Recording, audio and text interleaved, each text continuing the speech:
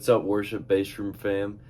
I know I've been on another hiatus for like a good 6 or 7 months now, and I apologize for that. I've had a lot of other projects I've been working on and focusing on one-on-one lessons. But I had one student, and quick shout out to Jimmy Jacobs. I know you're out there, man. Thanks for bringing me this fire song. There were so many killer parts in it, I figured I just had to share them.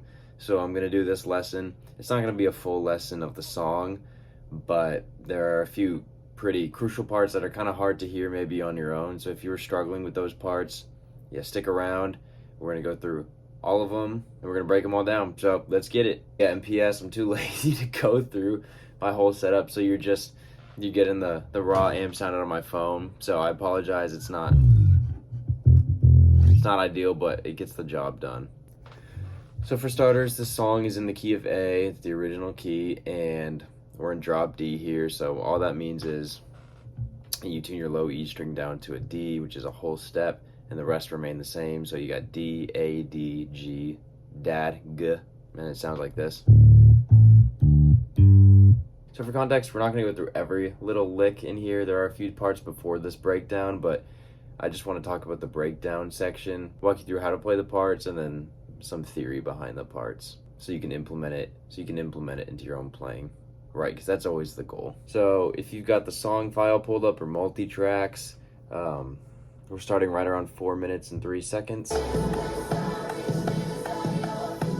and it's this little drum breakdown, and I'll play it with the bass in the track so you can hear it.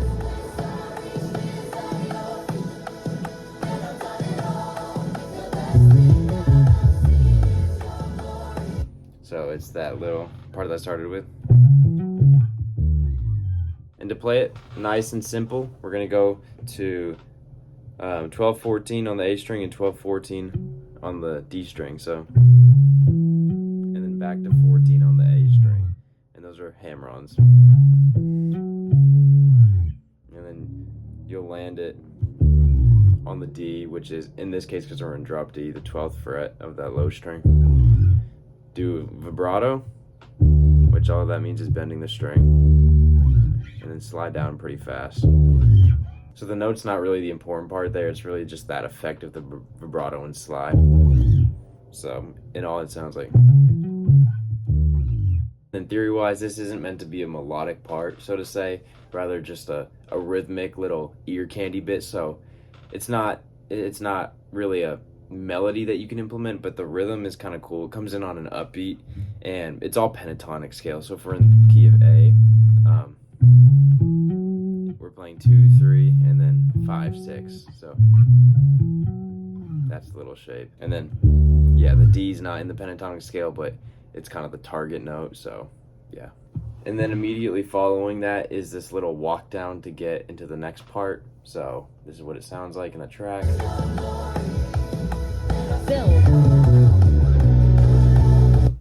So pretty sick, and again, pretty simple. Again, it is just weird fingering, but the notes are simple. So yeah, note wise we have 12th fret, 11th fret, 9th fret on the D string, 9th fret on the A string, and then 12, 11, 9 on the low D string. And the best way to finger that, so you're not having to do like these crazy stretches or crossovers, is to bar the A and the D string. So your finger should already be on top of both those, so you're not having to move around. And then those are all 8th notes, so each of them gets the same rhythmic value. And then just straight into the following chords. Sweet, and then from there it kind of just follows the chord progression until it goes into this halftime, all in, whatever you want to call it. That part sounds like this. Bridge 2. Right here.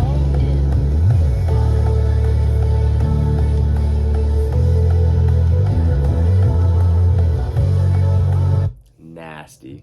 So we go into that real open sound, the halftime sound, and that's where this low D comes into play. So it's a big slide, and you just let it ring out for half the bar, and then you go up to the D up the octave. So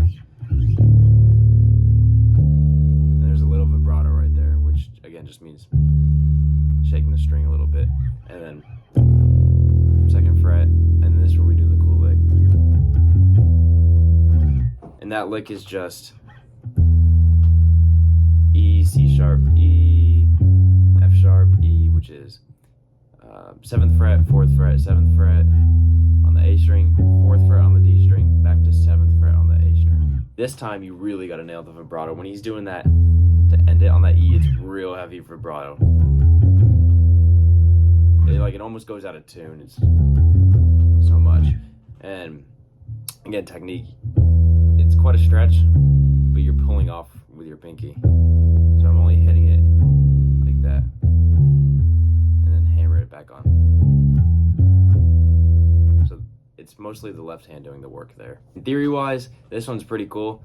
I mean, it's not complicated necessarily note wise, but the bass player's following the melody there, right? Because they're saying, and turn it all, and the bass players are just mimicking that melody, which is always something super cool on bass, because it kind of takes a little break from the main chord progression. I mean, still within the chord progression, right? But it helps really emphasize that melody and helps you tune into those notes on the melody. So yeah, super cool technique. I use that a lot when coming up with licks. I mean, if you're not a creative person, right, you can always just mimic what another instrument's doing on the bass, and it's always going to sound cool. Just don't overdo it. And then the last little part we're going to go over today is this little part right here.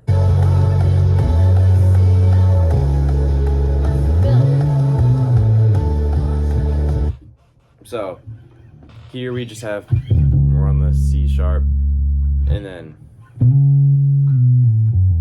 I had a little bit more in the record. He's just playing,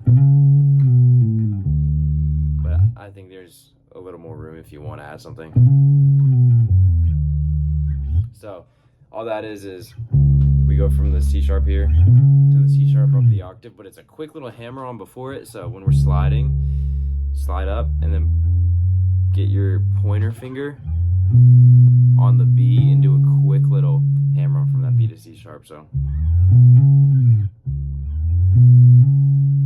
this middle finger doesn't really matter where you land as long as you transition quickly to the B, because it'll sound like one fluid movement if you do that.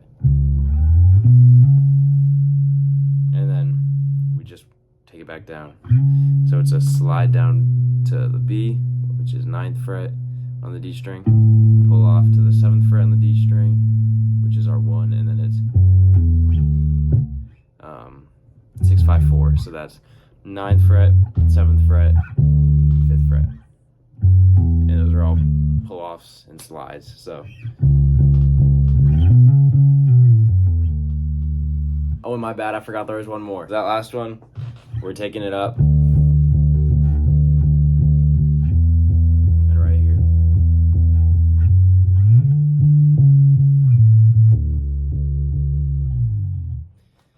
Another staying face-worthy lick. So there, we're just following the chords. So we got D, E, and then F sharp. You hit it once. Actually, I guess if you're doing 8th notes, you hit it twice. So it's because these are all 8th notes. So 1, 2, and then a quick hammer on from the C sharp to the D. So that's 14th fret to 15th fret, and then it's 2 hits on each of those. So 2 hits on the D, then back to the C sharp, 2 hits, and then 2 hits on the A, and then D, C sharp is a little quick movement. So all in all for that we have.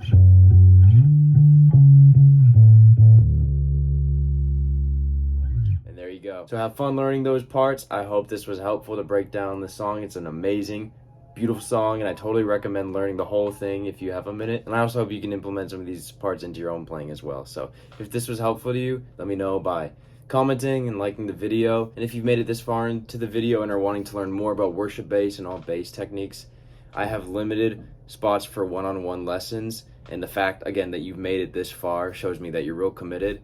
So if that's the case, I have my email in my bio. Feel free to shoot me a message, schedule a discovery call on the Calendly, and I'll see you in the next video. Peace.